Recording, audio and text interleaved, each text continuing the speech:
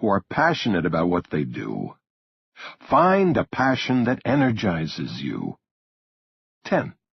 Which best describes your reaction when someone tells you that you cannot do something?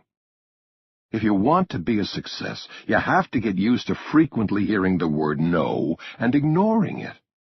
As a child, when your mother told you no, your father told you no, the teacher told you no, or the coach told you no, if you were a good little boy or girl, you listened to the word no and stopped what you were doing. That's why 98% of adults are conditioned to stop when they hear the word no. Quitters do not get anywhere. You won't be successful if you listen to no's. If you want to be in the top 2%, you have to get real. In business, you're not dealing with your mother, your father, or your teacher. People are not looking out for you. They do not want the best for you. They are looking out for themselves. When most people say no, they're doing it to further their own ends.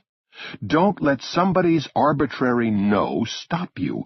Find a way to turn the no into a yes, or find a creative way to sidestep the no. Don't let anybody stop you. 11. You have an important decision to make, and you do not know what to do. Which statement best describes your decision-making process?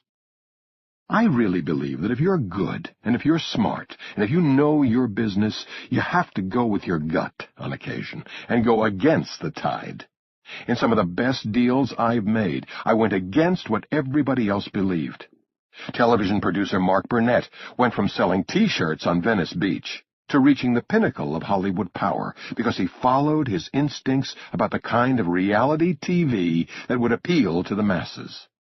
We all have instincts. The important thing is to know how to use them.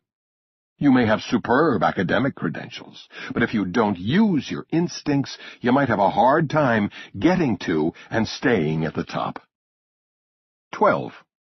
What is your attitude toward people?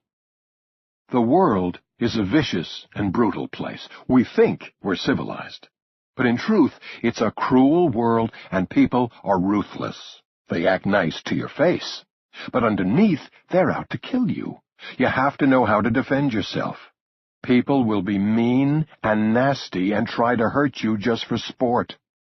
Lions in the jungle only kill for food, but humans kill for fun. Even your friends are out to get you. They want your job, they want your house, they want your money, they want your wife, and they even want your dog.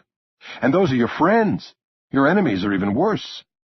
My motto is hire the best people and don't trust them. 13. When someone intentionally harms you or your reputation, how do you react?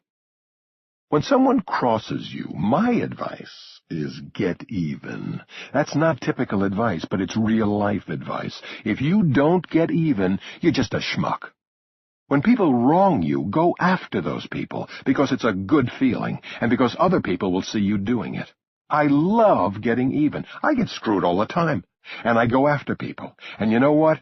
People do not play around with me as much as they do with others. They know that if they do, they're in for a big fight. Always get even. Go after people that go after you. Don't let people push you around. Always fight back and always get even. It's a jungle out there, filled with bullies of all kinds who will try to push you around. If you're afraid to fight back, people will think of you as a loser, a schmuck. They will know they can get away with insulting you, disrespecting you, and taking advantage of you. Don't let it happen. Always fight back and get even. People will respect you for it. 14. You are on a roll, and everything seems to be going your way. What do you do now? If you're on a quest for the golden ring, you cannot afford to be complacent. You can never rest, no matter how good things are going. Your current good times are only a result of the hard work and dedication you have put forth. What you do today will produce results tomorrow. If you want to keep the good times rolling, you have to keep on planting those seeds every day. If you stop focusing even for 1 minute, you will start slipping backwards. It's true that a few people are born to be successful. They possess a special talent that makes it easy to succeed. the gifted musician, the natural athlete, or the talented business person. But the vast majority of successful people were not handed success on a silver platter. They worked hard for it. They set goals, and they stayed focused until they reached them. Some people are born with an exceptional talent that makes it easy for them to excel, like Mozart or Shakespeare. But most great successes weren't born that way. It took many years of hard work and intense focus to get to the top. 15. What is your attitude toward the business of being married? Now, I have seen bad deals. I have seen bad partnerships. I have seen many business deals in litigation, and litigation is not nice. But there is nothing worse than a man and a woman who fight, especially when they are fighting over their assets, their business, their home, their cars, and everything else. It is terrible. You were in love with somebody, and now you are no longer in love. The hatred is so intense, far more intense than it usually gets in a business transaction. There's nothing more vicious than a man or woman going through a divorce. It's pure hell, like nothing else I have ever seen. You need a prenuptial agreement to protect yourself and your business interests. Marriage is a contract unlike any other contract in life. You marry for love. But your signature on the marriage certificate is all about rights, duties, and property. It's a legally binding contract that knows nothing of love. If the love dies, all you have left is a resentful ex-spouse and the marriage certificate. There's nothing more terrible than an ex-spouse with a 10-ton axe to grind, and no agreement on how your common property is to be divided. It usually leads to all-out war that is more vicious than any legal battle in business, and could easily lead to your financial and emotional ruin. Always get a prenup. It's just too risky not to. So, how did you score on the test? Let's cut to the chase. If you scored a 46 to 60, you are making the grade. You are one of the top 2% who have what it takes to make it big. If you work hard, you may become more successful than someone with a high IQ or an MBA. I've seen it all my life. I went to the Wharton School of Finance with some great students. I still know many of them today. And with a few exceptions, they are not very successful. I've seen people who could not even get into Wharton, who went to other colleges or no college at all. But they focused on their goals and never quit. They worked hard, and they loved what they were doing, and they ended up being more successful than the genius students at Wharton. Hard work is my personal method for financial success. I know a lot of people who do not have great talent, but they are rich. You can do it too. The principles in this audiobook will help anyone, no matter what their background. If you did not score between 46 and 60, then listen to this audiobook now. Underline what is missing in your life, and especially important, absorb the attitudes expressed in my stories. Feel what I'm feeling, and make my attitude your attitude. Then retake the test. You will score much higher after listening to this book. Zanker's Take.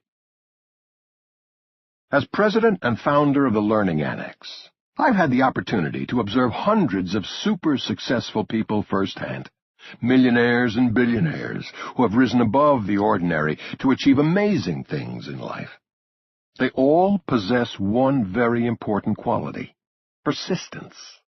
Look at Donald Trump, for example. He personifies the word persistence. He never quits, even when he was down and out. More than anything else, it takes persistence to do the things you need to get to the top.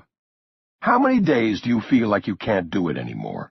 Can't make the call or knock on the door? How many times can you get rejected, yet you know you're just so close? How many times do you have to ignore people hounding you for money while you're moving heaven and earth to make you and your family's dreams happen? We have all been there. It's hard, but the rewards are great. So don't stop until you achieve your dreams. It takes persistence to knock on door after door and deal with rejection after rejection without knowing whether you will ever be successful.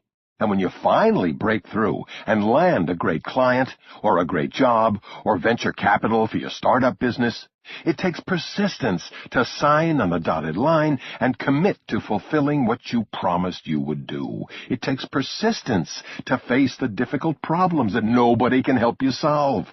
It takes persistence to endure setbacks and come back with the same level of intensity and enthusiasm you had before.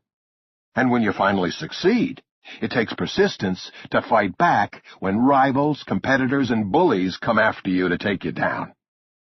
I learned how persistence works long ago when I was building the Learning Annex in the early 1980s. I wanted the owner of the famous New York food store, Zabar's, Murray Klein, to speak on how to create a great food market. I thought New Yorkers who love food, and there are plenty of them, would flock to this class. Zabar's was, and still is, a great New York food institution on the Upper West Side. I called and went to see Murray Klein, and in a very New York way, he dismissed me and my request, while he was busy yelling at the fish cutter to make the slices thinner. If you've never been to Zabar's, you've got to go visit this place. Murray Klein is a quintessential New Yorker. Walking home, feeling rejected, I got an idea. The next morning, I called a florist and told them to deliver $200 worth of flowers every day to Zabar's, with a note to Murray Klein saying, "Please teach at the Learning Annex." Remember, this was the 1980s, and $200 bought a lot of flowers. I told the florist, "Keep delivering the flowers every day until I tell you to stop." By day 9, I started panicking that I was down $1,800 already, with not a word from Murray Klein. Then the call came. "Zanker," Murray said, "what's it going to take for you to stop sending me these damn flowers? There's no room in my office anymore." I said, "Give New Yorkers one